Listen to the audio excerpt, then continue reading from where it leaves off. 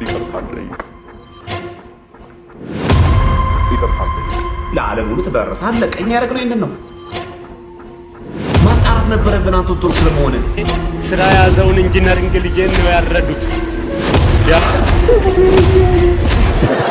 ሶስት ዋና ዋና ጉዳዮችን ዛሬ እንመለከታለን። ሰላም እንደምን አላችሁ? እንግዲህ ዶክተር ዘበነ በመጨረሻም ዝምታቸውን ሰብረዋል። እንግዲህ በጋሻውም ቀጥሎበታል መሳደቡ። እነዚህ ጉዳዮች ላይና የቴዎድሮስ ዮሴፍ ንግግር ብዙዎቻችንን አስቆጥቷል። ለዚህም ደግሞ ይሄ ነገር እስቲ ለሱ ጥሩ ምላሽ ይሆናል ያላችሁን ሀሳቦች ሰብሰብ አድርገን ይዘን መተናል። አብረን ጥሩ ቆይታ እናደርጋለን። ስራ ያዘውን ኢንጂነሪንግ ልጄን ነው ያረዱት ልጄን ነው ያረዱት። ኦሮሞ ነው ምናምን የለም፣ ክርስቲያን ነው በቃ። ከጎኑ ሙስሊም ካለ ራሱ እቃው ተሰባብሮ ይሰባበራል እንጂ አይነካም ቤቱ። እኛ ህዝበ ክርስቲያን እዚህ ጋር ያመጣ የሚያቃምሰንን ውጡ፣ ከቤተ ክርስቲያን ውጡ። የእምነት ቦታ እንጂ የናንተ መጠለያ አይደለም። እዚህ ከተጨፈጨፉ ከተገደሉት ውስጥ አንድ እናትህ ወይ ልጅ ሆኖ ቢሆን ኖሮ በአርሲ ከተገደሉት ውስጥ ወይም ከነዚህ ከሚያለቅሱት እናቶች ልጆች አንዱ ቤተሰብ ሆኖ ቢሆን ኖሮ ዛሬ እንዲህ ብላ አትናገርም ነበር። ወላዲቷን አትናገርም ነበር። አንተ ታላቅ ድምጽ መሆን የምትችል ሰው ነህ። እጅግ የምንወድህ ነህ። ያንተን ስራ በሰራን ያንተና የመሰሎችህን ስራ በሰራን። ክርስትና ማለት መድረክ ላይ ቆሞ አውደ ምሕረት ማድመቅ አይደለም፣ መኖር ነው። የምትሰብኩትን የምትዘምሩትን ህይወት ኑራችሁ አሳዩን። እስኪ አባቶች በአርሲ ኦርቶዶክሳውያን እየተገደሉ እየተጨፈጨፉ ነው፣ ድረሱላቸው፣ አስቁሙላቸው ባልን የወንበር ጥቅም ስላልሆነ ስላልን ነው ስድብ የተባልነው። እስኪ አንተ ምን አደረክ ለአርሲ ኦርቶዶክሳውያን? የውጭ ኦርቶዶክሳውያን እንኳን ዜጎች እንኳን ድምጽ ሲሆኑ ነው። አንተ ምን አደረክ? ታላቅ ተጽዕኖ መፍጠር የምችል ነው። ምን አለበት አንዳንዶቻችን ግን ድምጽ መሆን መቻል ካቃተን ዝም ብንል ምን አለበት? እስኪ ፍረዱ፣ ሁላችሁም ፍረዱ። እውነት ዘመድ ቤተሰብ በዛ እልፈት ውስጥ አልፎ ቢሆን ኖሮ ዛሬ እንደዚህ ትናገር ነበር? ስለ እውነት ተናገሩ። የሚያሳዝነውና የሚያስገርመው ጉዳይ ምንድነው? በዛ መርሃ ግብር ላይ ቴዎድሮስ ዮሴፍ ቢያንስ ድምጽ ይሆናል ብዬ አስቤ ነበር እኔ በግሌና ምክንያቱም ብዙሃን አባቶች አሉ፣ ምእመናን አሉ እዛ ቦታ ላይ አስተባብረው ድምጻቸውን ለአርሲዎች መልእክትም ጭምር ያስተላልፋሉ ብለን ተስፋ አድርገን ነበረ። ግን ተቃራኒ ሆኖ ጭራሽ ለምን ተናገራችሁ፣ ለምን ጠየቃችሁ፣ መጠየቃችንም ስድብ ሆኗል፣ ንግግራችንም ስድብ ሆኖ ነው እየታየው የነበረውና እስቲ እሱ በእነዚህ ሰዎች አሁን በሰማነው ቪዲዮ በእነዚህ ወላጆች በእነዚህ አርሲ ነዋሪዎች ቦታ ቢሆን ምን ይሰማው ነበር እውነት ለመናገርና እስቲ ዶክተር ዘበነን መምህር ዘበነን ሀሳብ ሰምተን እንመለስ።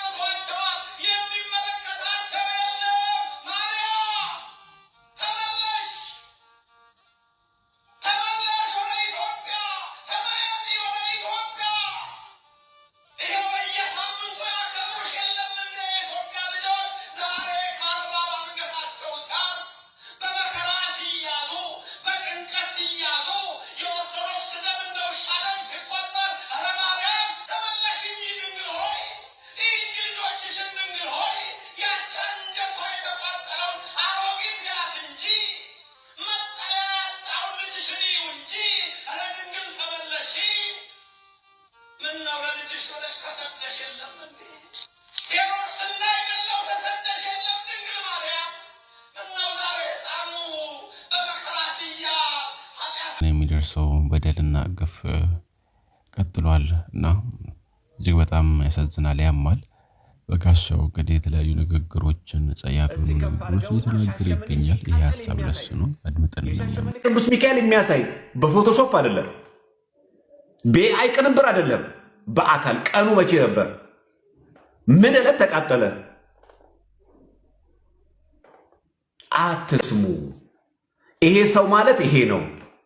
ከዛ ለሻሸመኔ ህዝብ በስክሪን ስናሳይ ከዛ ህዝቡ ደግሞ ተቀብረናል። ለዩቲዩብ ለዓለም ሁሉ ተዳረሰ። አለቀ። እኛ ያደረግነው ይሄንን ነው። ማጣራት ነበረብን አንተ ኦርቶዶክስ ለመሆን። ምክንያቱም ከያቅጣጫው የሚሰማው በጋሻው ኦርቶዶክስ ነው አይደለም የሚለውን ነው። ለዚህ ደግሞ ጠየቅኩ። ቤተ ክርስቲያን በአስተምሮ ደረጃ ችግር አለባት ካልከኝ በኋላ እኔ ካንተ ጋር ምን አይነት ግንኙነት ሊኖረኝ የሚችለው? ኦርቶዶክስ ነኝ እንዳስብህ ነው የምትፈልገው? ካርድ እንኳን አልቆብኝ እዛ ሳስደውልልህ ተመልሰህ እኮ አንተ የደወልከው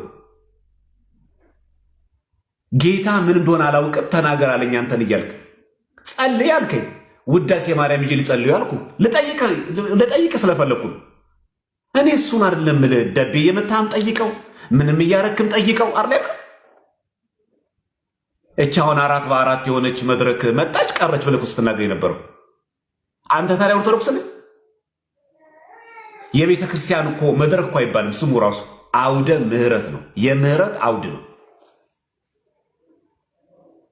አንተ እኮ ነው ብትመጣ ብትቀር ችግር የለውም ያልከው። ይሄን ነው ለሰው ቪዲዮ ያረቅ ነው። ይሄ ቅንብር ነው። አንተ ከኔ ጋር አላወራሁም። ይሄን ስልክ ውሸት ነው ያቀረብኩት። የሆነ አንተን ለመጣል ነጥብ ለማስጣል የሚያስደርግ ነገር ንግግር ተናግሬ ነበር እዛ ንግግር ላይ። እስኪ ሪከርዱን በደንብ ስማው እና ኦርቶዶክስ እያለው በቅንነት የቤተክርስቲያኗን ስርዓት ጠብቀን መልአክን ባንዶ አልክኮ ጨራሽ ጠብቀን ነበር። ተው መልአክነቱ ይቅርብህ። ኦርቶዶክስ ነበር፣ ተዋህዶ ነበር፣ የምግባሩ ይቅር፣ ግድ የለም። በሃይማኖቱ አንተ ኦርቶዶክስ አይነበርክ? ከነበርክ ታዲያ እንዴት ማአት አስተምሮ ችግር አለባት እንዴት ትላለህ ታዲያ? እዛ ቪዲዮ ላይ ለጠፍከው ሻሸመኔ የተቃጠለ አይደለም ካለ ይኸው ዌልካም ከመጣሽ ማለት አሁን ተደባብቀናለም። እድሜ ለቲክቶክ እያንዳንዳችን ለምናወራው ለምንናገረው ነገር ማስረጃ ማቅረብ አለብን። እንዴ ያሰግድን እኮ ቃላዋዲ አንተ ልታስተዋውቅ ነበር። እኔ አሁን ቤቴ ቁጭ ብያለሁ። ማአት ሰው ወደ እኔ ቤት ያልከው አንተ አይደለ? እንደውም ውሸት እኮ ከተባለ እኮ እንዳንተ እኮ ያሸ የለም። ሚሊኒየም አዳራሽ ላይም ተገኝተህ መሰከርክ። የራስህ ተገፍቻ አይደለም አልክ። ጌታ ጠርቶኝ ነው አልክ። ከዛ ምን አልክ? የዛሬ 6 ወር ኢትዮጵያ ውስጥ ያሉ ጠንቋዮች ይሰበሰባሉ አልክ። መቼው 6 ወር አለፈ እኮ ዓመትም አለፈ። አንተን የተናገረ ጌታ ቃላባይ ነው። የሚያሳዝነው እዛ ሚሊኒየም አዳራሽ ተገኝቶ አንተ ስታለቅስ አብሮ የሚያለቅስ ፕሮቴስታንት በጣም ነው የሚያሳዝነው። እንዴት ሰይጣን ግን በዚህ ትውልድ እንዴት ይሄን ያክል ይጫወታል? አንተን የተናገረ ጌታ እውነት የሰማይ ጌታ እግዚአብሔር ከሆነ የዛሬ 6 ወር ኢትዮጵያ ውስጥ የሚገኙ ጠንቋዮች ሁሉ ይሰበሰባሉ ብለህ ነበር። የት አለ? የት የሰበሰብካቸው? ቲክቶክ ላይ ነው የሰበሰብካቸው? ዩቲዩብ ላይ ነው የሰበሰብካቸው? መጀመሪያ አንተ ለተናገርከው ቃላባይ የሆነ የክህደት ጥላቻ ውሸት መጀመሪያ አንተ ከዛ ውጣ። ጋሻው ለኦርቶዶክስ ቤተክርስቲያን ጠላትነት የሩቅ ሰው አይደለም። ሁላችንም እናውቀዋለን። የሱም ስራውን ያውቀዋልና ዛሬ ላይ ተገፍቼ ነው የወጣሁት የሚልባቸው ጉዳዮች ሁላችሁም ካስተዋሳችሁ በሚሊኒየም አዳራሽ በተለያዩ ጉባኤዎቹ ላይ ቃል በቃል ተገፍቼ ሳይሆን እኔ ኢየሱስ ጠርቶኝ ነው ኢየሱስ መርጦኝ ነው በሚል ንግግር ታውቁታላችሁ። ዛሬ ደግሞ ቤተክርስቲያን ገፍታኛለች በድላኛለች እያለ ዱላ ቀረሽ ሆኖ ንግግሮችን እየተናገረ ይገኛል። ይሄ ነገር አጀንዳም ለማስቀየር ነው አሁን ላይ ካለንበት ትኩሳት አንፃርና ቢችል እሱ ብዙ ነገሮችን ማድረግ ይፈልጋል። ነገር ግን አሁን ላይ እየሄደ ያለበት መስመር ቤተክርስቲያንን የማጣጣል ምእመኑ እንዲጠላ ምእመኑ እንዲነሳ ያሉን ሐሳቦች እንዲነሱ ነው ፍላጎቱና ሁላችንም ከነዚህ አይነት ሰይጣናዊ ተግባር ራሳችንን እንድንጠብቅ በማለት ወደ ሌሎች ጉዳዮቻችን እንሄዳለን። አብራችሁን ቆዩ። እና ሰይፉ አወዛጋቢ ሁኔታ ውስጥ ገብተዋል። ሰይፉ በዚህ ከቲክቶክ ምርጫ ከቲክቶክ ቤስት ቲክቶከር ወይም ዋና ቲክቶከር ተብሎ ከሚደረገው ምርጫ በተያያዘ ከአዶናይ ጋር ተመሳሳይ ቁጥር ያላት ወይም ተመሳሳይ ፎሎወር ያላት አንዲትን ወጣት አቅርቦ ነበረ። ከዛ በኋላ ለምንድን ነው አዶናይን ያላቀረበው የሚል አይነት ነገሮች ተነስተው ሰይፉ ምላሽ ሰጥቷል። አዶናይ ከመጣ ቃለ ምልልስ ለማድረግ ዝግጁ ነኝ ብሏል። አዶናይም ደግሞ አልመጣም፣ ከዚህ በፊት ብዙ ጊዜ ላገኘ ፈልጌ የገጠመኝ ነገር ደግሞ በተናገርከው ንግግር አሽሙር አለበት ብሏል። አዶናይ ከካናዳ ነው ወደ ኢትዮጵያ የሄደው። እዚህም በነበረ ጊዜ ሶሻል ሚዲያ ላይ ይንቀሳቀሳል። በግል ላይ የማምንበት አንድ ነገር አለ። ሰዎች ወጣቶቻችን በተለይ ሕግን እስካልተላለፉ ከማህበረሰብ በጣም ያፈነገጠና ጉዳት የሚያመጣ ነገር ውስጥ እስካልገቡ ድረስ ትንሽ ስፔስ ብንሰጣቸው ደስ ይለኛል። ለኔ የማይስማማኝ ነገር ሊኖር ይችላል፣ ለእናንተ የማይስማማችሁ ነገር ሊኖር ይችላል። ግን አንዳንድ ጊዜ እግር በእግር እየተከታተልን እንደው መኮርኮም ላያስፈልግ ይችላል። በራሱ መንገድ እንዲንቀሳቀስ መፍቀድ ሊገባ ይችላልና አንዳንድ ነገሮችን ቀለል አድርገን መመልከት አለብን። መካድ የማንችለው ነገር ትንሽ ሰርክልም ብትሆን ተጽዕኖ ፈጣሪ ነው። አዶናይ ተጽዕኖ ፈጣሪ መሆኑን ልንክድ አንችልም። ከመቶ ምናምን 130 ሚሊዮን ከሚሆነው ህዝብ መካከላችን ምን ያህል ሰው ሶሻል ሚዲያ ላይ አለ? በጣም ጥቂት ነው ሊኖር የሚችለው። ግን ይሄ ሶሻል ሚዲያ ላይ ያለ ማህበረሰብ ኦፒኒየን ሜከር ነው። በቃ ሌሎችን የሚያስከትል ነው። ስለዚህ ኢንፍሉዌንሳቸው ቀላል ተደርጎ መታየት አይገባውም። አዶናይ ሰይፉ ፕሮግራም ላይ ነገራቸውን ፈቶ ቢቀርብ ደስ ይለኛል። ሰይፉም አይመስለኝም ከተለያዩ ምክንያቶች በተያያዘ እንዳይቀርብ ተደርጓል ብለው ሌሎች ሰዎች የሚሉት ነገር ትክክል አይመስለኝም።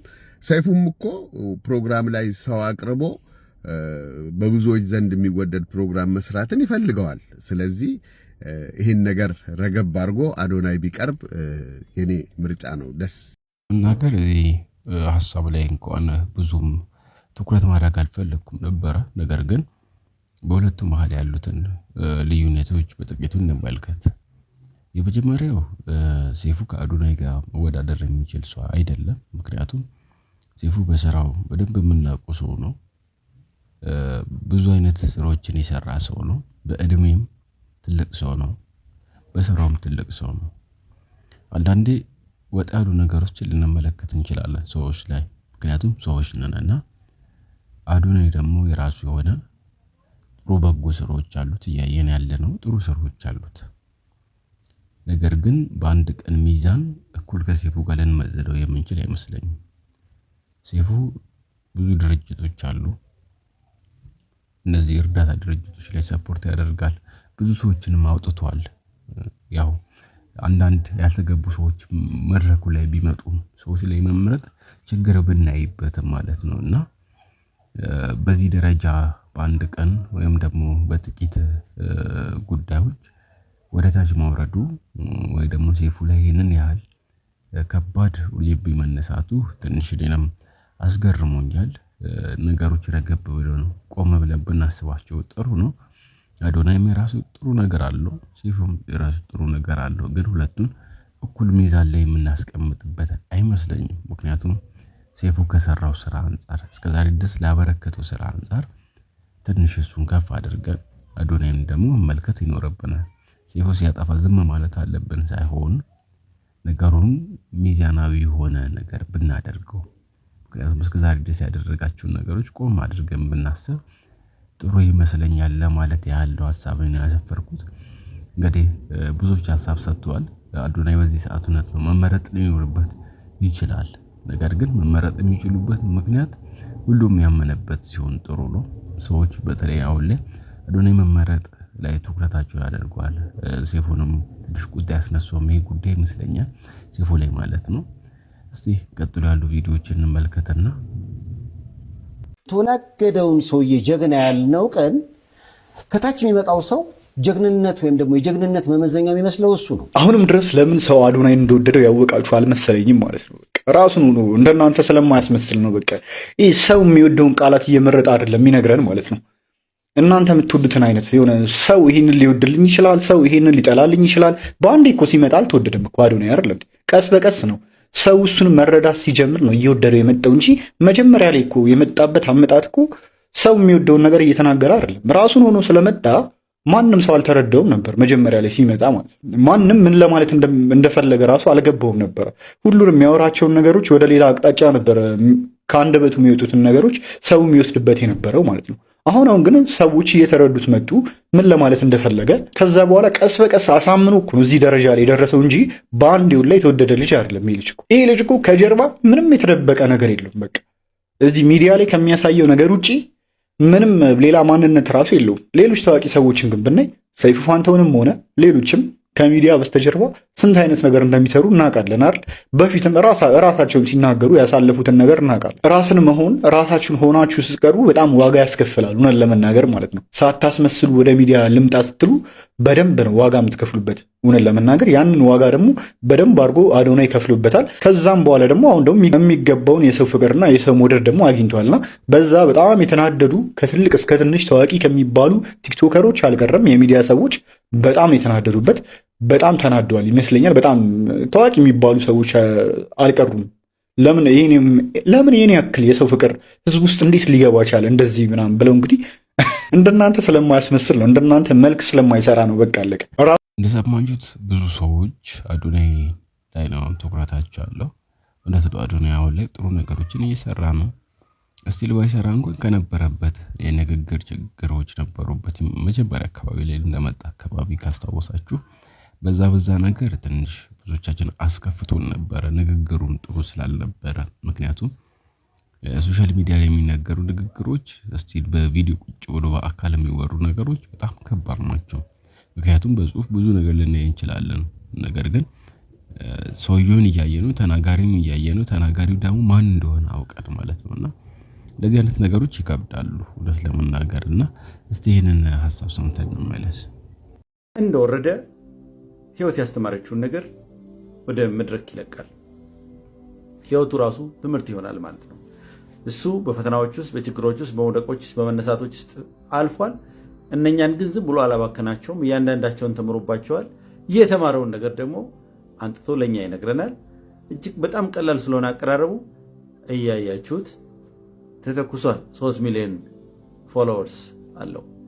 አሁን ደግሞ 10 ሚሊዮን ፎሎወርስ ይኖረኛል ብሎ ተስፋ ያደርጋል። ድንቅ ነው። የሚገርም ልጅ ነው። በርታ አዶናያስ። ሰግጥ በሚለው ነገር ላይ ኮሜንት ማድረግ ስለፈለግኩኝ ነው። ለምን ትክክለኛ የሆነ ሞቲቬት የሚያደርግ ብዙ ሰው ወደ ድፍረት እንዲሄድ የሚያደርግ ነገር ነው። በኔጌቲቭ ካሰብነውም እንደዛ ነው።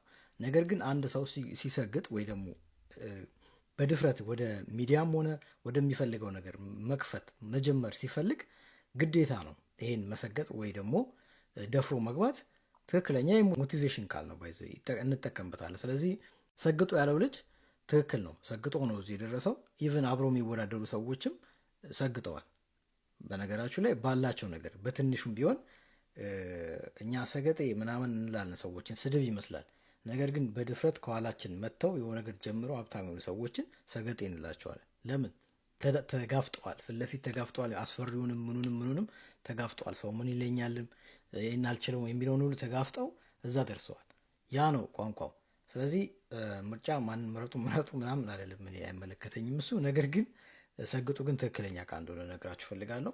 ስለዚህ የፈለጋችሁት ጫፍ ላይ ከሆናችሁ ነገር ልትጀምሩ ካሰባችሁና ፍርሃት ላይ ሊድ አዲድ ሰው ምን ይለኛል ይህን ነገር ብዙ እውቀት የለኝም ምናምን ነው ነገር ካለ እኔም እላችኋለሁ ሰግጡ። በቃ በዛ መልክ ሂዱ። ቴንኪዩ። እንግዲህ እነሱ በተረዱት መልኩ ወደኛ ሀሳባቸውን ያቀረቡበት መንገድ ተመለከተ። ለበጎና ለጥሩ ነገር ከተጠቀምን በጣም ብዙ ነገሮችን ልንጠቀም እንችላለን። እንግዲህ ሰይፉ ላይ ይቀርባል አይቀርብም የሚለውን ነገር ሁላችንም የፊታችን እሁድ ያለውን ነገር የምንመለከት ይሆናል። እስከዚያው ድረስ ሰላም ሁኑ። ለአርሲ ኦርቶዶክሳውያን ድምጽ መሆናችን እንዳንዘነጋ። በሌሎች ርዕሰ ጉዳዮች እንገናኛለን። ሰላም።